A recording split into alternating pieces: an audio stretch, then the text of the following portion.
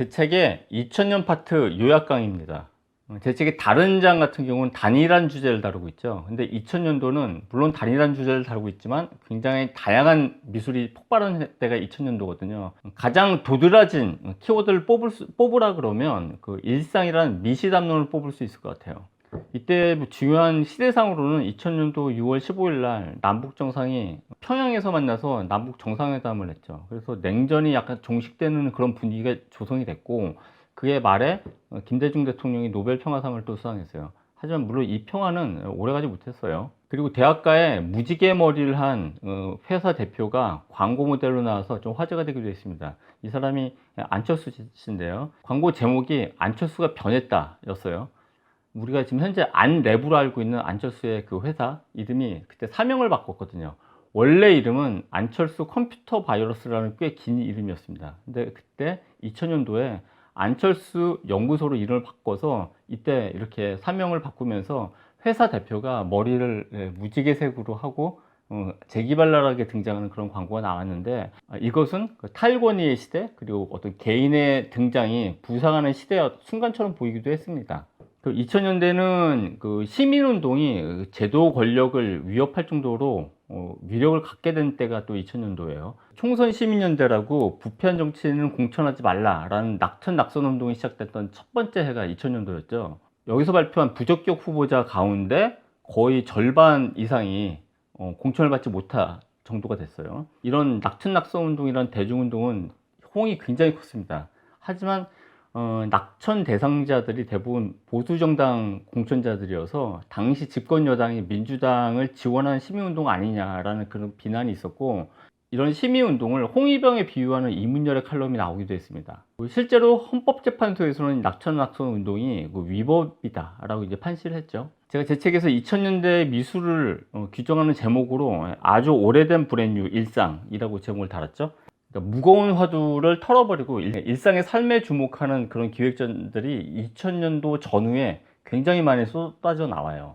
그래서 1990년대 신세대 미술이라고 하면 보통 모더니즘, 그러니까 추상미술, 민중미술, 사실주의, 구상미술, 이 둘의 양강구도를 보통 봤는데, 이 둘의 스타일을 벗어나서 탈장르적인 실험을 했던 최정화, 고낙범, 이불 같은 1960년대 태생을 1990년대에는 신세대 미술이라고 얘기를 했거든요. 근데 제가 제 책에서 말하는 일상미술을 견인했던 사람들은 이 사람들이 아니고 1970년대 태생들입니다. 그래서 운동권 세대의 강경투쟁 정서에는 공감하지 않지만 어떤 소비의 주체로서 성장한 세대, 이 세대가 1970년대 전후 태어났거든요. 그리고 이 사람들이 미대를 졸업했을 무렵에 2000년대가 다가왔기 때문에 일상미술을 견인했던 세대는 1970년대 세대라고 할 수 있어요.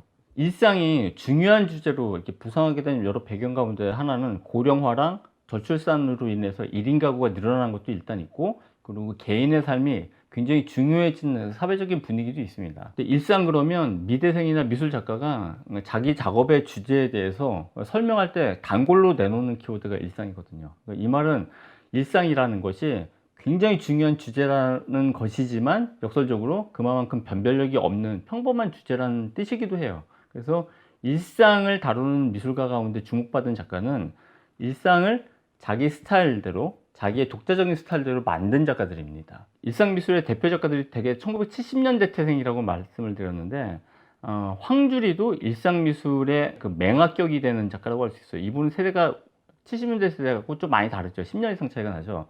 근데 2000년도 바로 그해 선미술상 수상 작가로 뽑혀서 기념전을 하게 되거든요. 황주리는 불투명한 원색에 검정 테두리를 두른 캐릭터, 이게 이제 황주리의 아주 고유한 브랜드예요. 그래서 아트페어에 가게 되면 어떤 부스마다 황주리의 그림을 쉽게 만날 수가 있죠.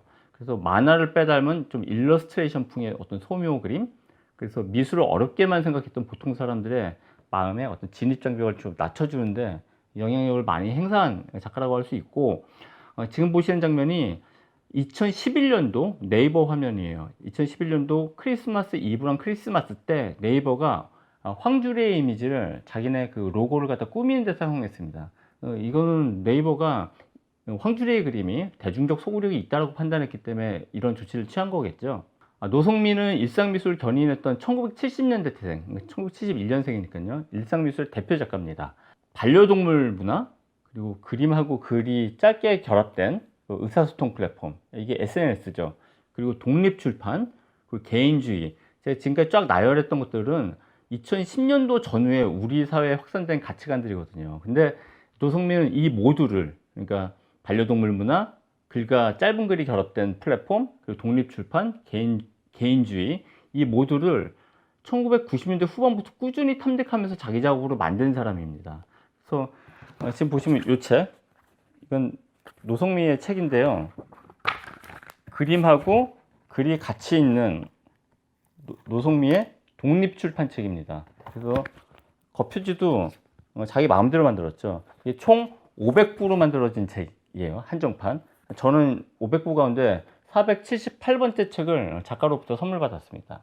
노성미와 황주리는 일상에서 주제를 찾아서 일러스트레이션 화풍으로 옮기고 그림과 글을 더한 스필즈블판에서 전시장 너머에서 의사소통의 가능성을 확장시킨 작가라는 점에서 닮아 있고, 바로 그런 점에서는 원로화가 천경자하고 전 닮았다고 생각을 해요.